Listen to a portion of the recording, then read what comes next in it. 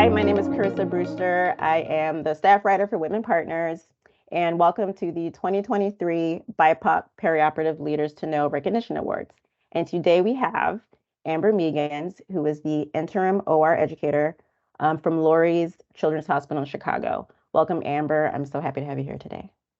Hi, I'm happy to be here. I got into perioperative nursing in a funny way. I actually did not like it when I was in nursing school. I actually hated it. I did not want to go through that service. I went through it the first time. They were mean. They told me to stay up against the wall. I couldn't see anything. The circulator was over in the corner. I didn't know she was a circulator at the time. She was over in the corner shopping. I was like, this isn't nursing. I don't want to do that. They sent me back. I said, I still don't like it. And it wasn't until after a couple of years of working on med-surg, I was explaining to a friend of mine who became a surgical technologist. He told me to go into the OR. He said just to try it out, to see it. He really thinks I'd like it. And I was like, no, I'm not doing that. You're crazy. Then he was like, no, they just built like a whole new wing. So just go check it out. So I was like, okay. So I met up with the manager. She gave me on a tour. She took me on a tour, and she was telling me that, even if you don't work with us, or come over with us right now, I really do feel that you are an OR nurse. And I was like, okay, well, all right. So then I took that on, and I've been an OR nurse since 2015. And I will say that it's beyond different than what I expected. It's a different type of nursing. I will recommend that people do start out on the floor to see the, pathophysiology of some of the disease processes and all that other stuff too, because it really does help you understand why the surgery is occurring in the first place. Not to mention that you are the advocate for that person when they cannot speak for themselves. So it's a little bit different because on the floor, people are talking to you. They're telling you, all these different things and what they're feeling. I mean, it's different. You are solely responsible for them when they can't speak for themselves. Not to mention you put them at ease before they even go back for surgery, because anybody that's undergone surgery, you're scared. You have anxiety. I mean, me for myself, I could, be going in and I could have the most simple surgery, like having a fingernail removed. And I'm over here readjusting, my life, thinking that I need to get my will signed and everything and get a power of attorney. I'm nervous like that. So I put myself in the shoes of other people so that it's like, okay, I'm going to be that person for them, so that I can put them at ease, so that they can have a nice, calm experience, or, just get through that whole process. So there's that. I've had more than one occasion. I've had, I wouldn't say that it was direct, blatant racism where they're calling me the N-word or saying like you black bee or anything like that. But it's just kind of subtleties that you just kind of feel like, oh, okay, that's the best you got. Okay, bring it. I had chief of surgery. He came in my face one day. I think it was just, he was upset that I did not call him back within a certain amount of time. I think it was like 5 minutes or so.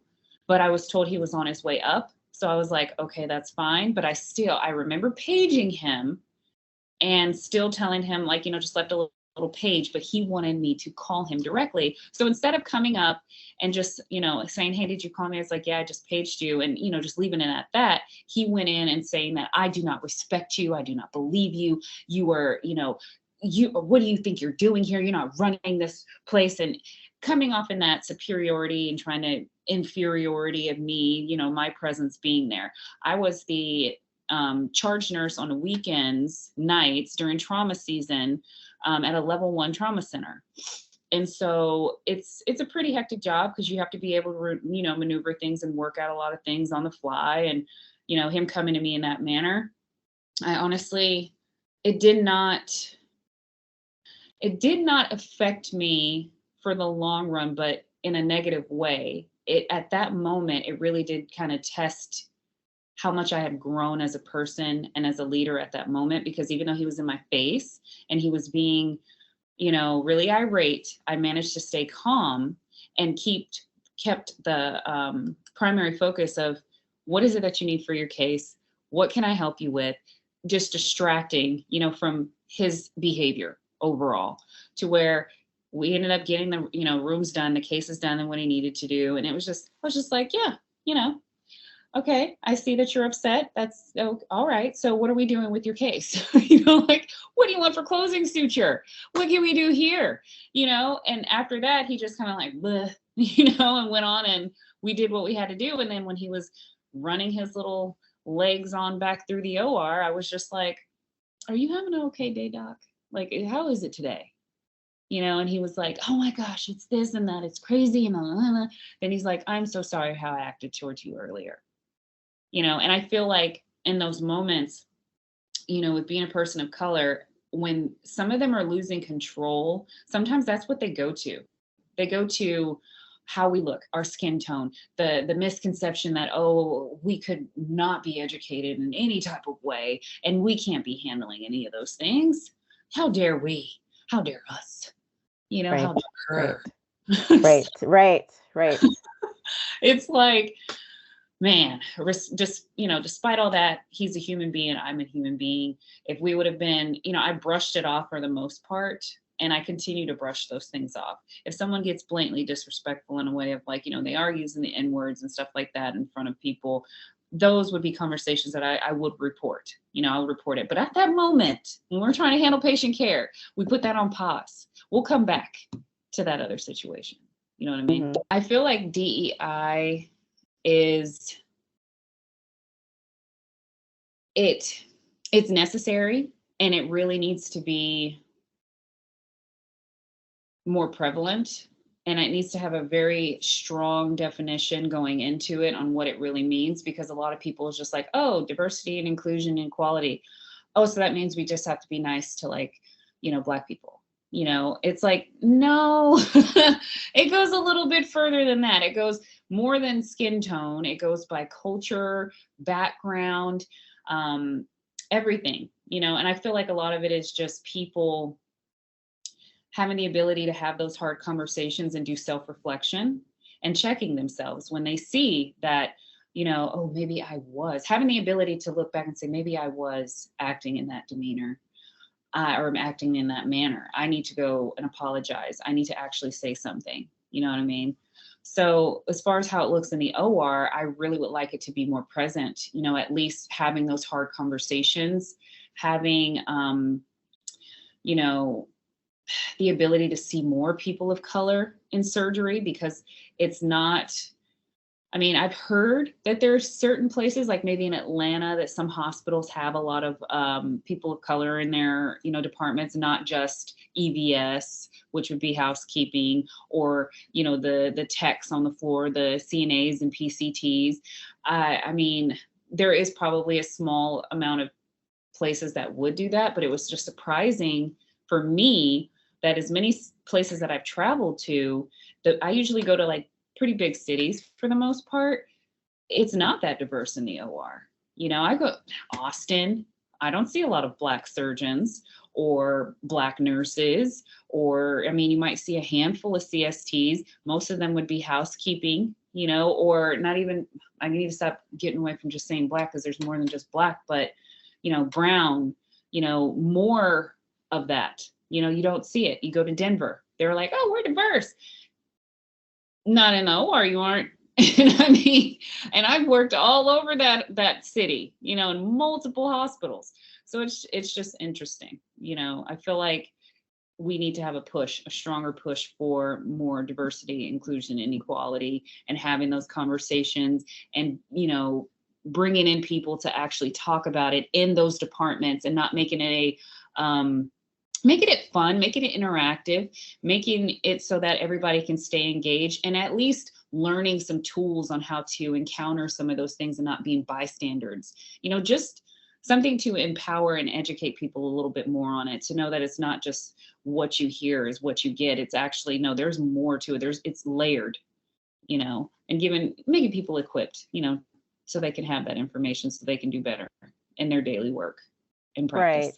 Right. And then there's also the aspect of when you do have an encounter, of the people that just kind of look and see what's happening, and then they just are silent, or they pretend it's not happening, and they, look away. And so, just how does that feel for you? For me, it's unfortunate that we still have things like that. I mean, where I'm working at currently, we just went through sexual harassment, 3-hour, non fast forwarding uh, work module.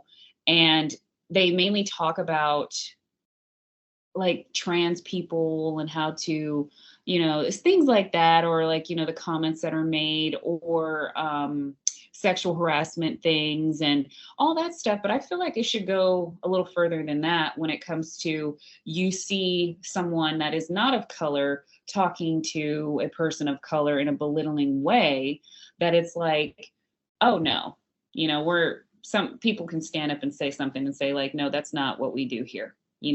Confront and disrupt, when we say confront, in a way of just like, hey, I don't think you should be talking to them like that. Or, break up the whole thing like, hey, so and so, can you help me over here? And then talk to them and give them support, with it.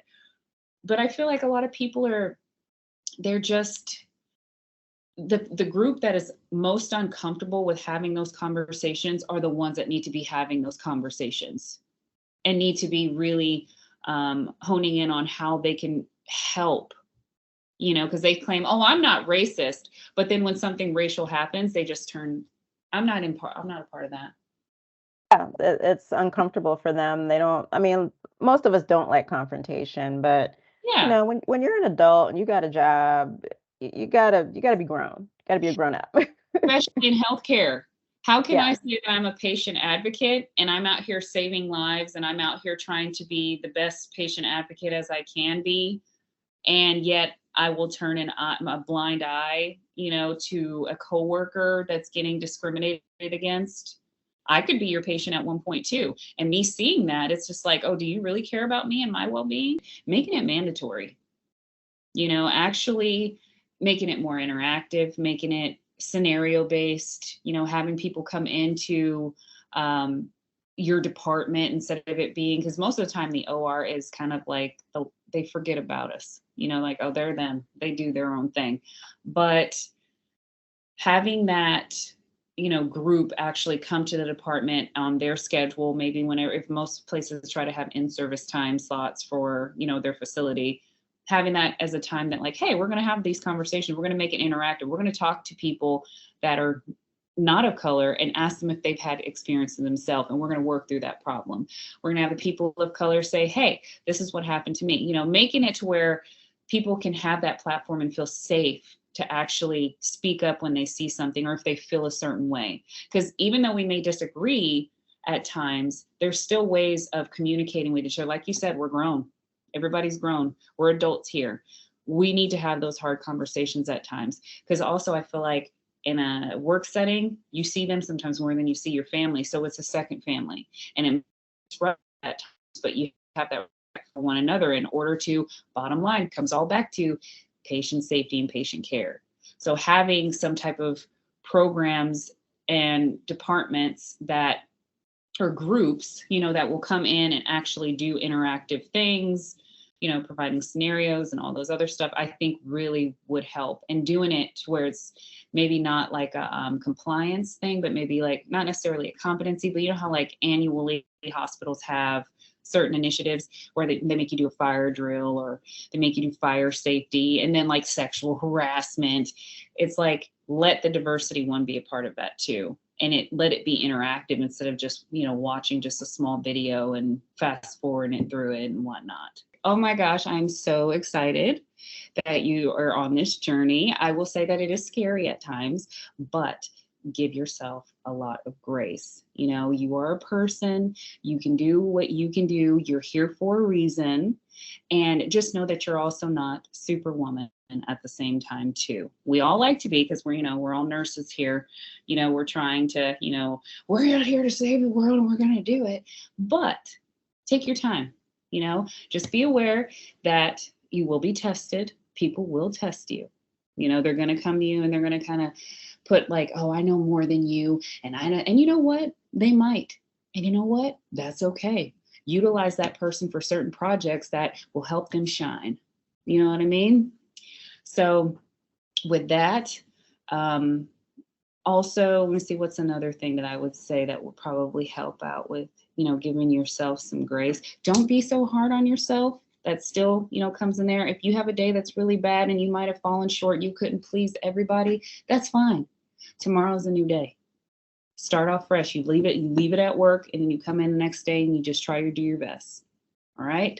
I feel like it all comes down to communication, period, because yes, there is a lot of different ways of doing things, but on a director level, if they can come in and smooth out some of those processes and look to see if maybe these people are possibly double, if there's a lot of redundancies, basically, if there's a way that they can find those to make those workflows a little bit more smoother, that is one objective I think they really need to execute first and foremost, because I'm a very firm believer of getting down with the group of who's doing what. So if I was a director, I would go and work with PAT, because they're usually the people that will be calling, the families and scheduling all that stuff. I will work with the scheduler and see what they have going. And then I work with the pre-op nurse, and then on with the OR nurse,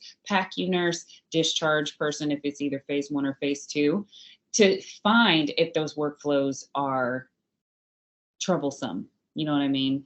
So it's like, but also I'm a firm believer too, if it's not broken, why fix it? Because if it's working smoothly and that's what they do, someone new coming in may not like that they do it differently than what they know. But if it's not necessarily something that is going to, if it's not necessarily going to harm a patient, it's just a different way, why can't that new person coming in just follow through? It's one of those things like, okay, you left your old place for a reason. This is a new place. Adapt.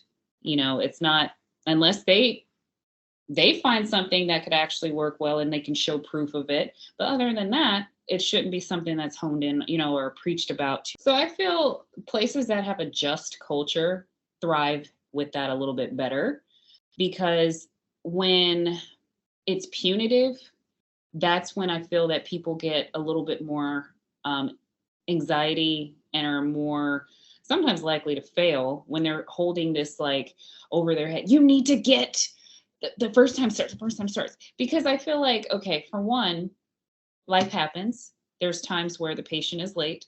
There's times where anesthesia is caught up, because depending on the size of the hospital, they may be on another unit doing an epidural in labor and delivery, or the surgeon is caught in traffic, something. There's going to be so many different avenues that could occur. I've worked in places that they preached and preached and preached, and they're like, the first time starts. Why is there a delay? Why did you do that? And it's like, it was out of my control, but over here, some people aren't really good, hasn't worked on their emotional boundaries at work. I guess you can say that's what I'm calling it today. Some people will get overwhelmed and they will sit there and think about everything that they did wrong and not really thought about anything they did right. But all they did wrong was really nothing. But they're thinking they were, by the way that management is coming down on them because they didn't have an on-time start for the first case. And it's like, I don't think it should be that way. It should be that we have our standards. We explain to the staff why we need to have these metrics in place and the importance of having these first case starts, and really just putting your staff in the position of the patient, as a consumer, as a customer, and saying like, hey, y'all, like, think about it like this. This is why we need to do this, so that they can actually see it, instead of saying like, we need to have this done now. Do it. It doesn't work that way. That's why I say a just culture is better. Case cancellations occur for all different types of reasons. You could have all of a sudden your system goes down and with humidity levels and that room is shut down. You have to cancel that case. Or an instrument is not, say it's not there in time, or something happened with the sterilization with one of the sterilizers, and it was, they weren't able to use those instruments for that reason. So, I mean, as far as preventing a case cancellation, if there are certain things in your building that you can control, like possibly the rooms being clean, the supplies being available, the instrumentation being available in advance, definitely have those things in place and make sure that you have all your checks and balances, you know, cross all your T's and dot all your I's. But still with that other portion of it, that there are going to be times that things happen out of your control. And when that does happen, just pivot, you know. So if a case is canceled and you have the opportunity to move up another case, see if you can make that work so that you can still keep the day flowing and possibly get people out a little bit sooner. I would say, like, say lights, electricity, having auto shut off lights for the hallways, for the offices, you know, stuff like that could save some money. Also, going from like linens that need to be laundered all the time, you know, sometimes those companies, you have to pay, really outweighing the cost, because if you can get disposables that are cheaper, go the disposable route versus having, you know, the recyclable things like, you know, like linen, bed linens, and using that to wrap up the beds and stuff like that. Because there are some places I've been in some areas that laundry services costs a lot of money. And it's like, okay, well, why don't you guys go towards the, you know, packs that just have something disposable you just get rid of, one time use only. Thank you so much.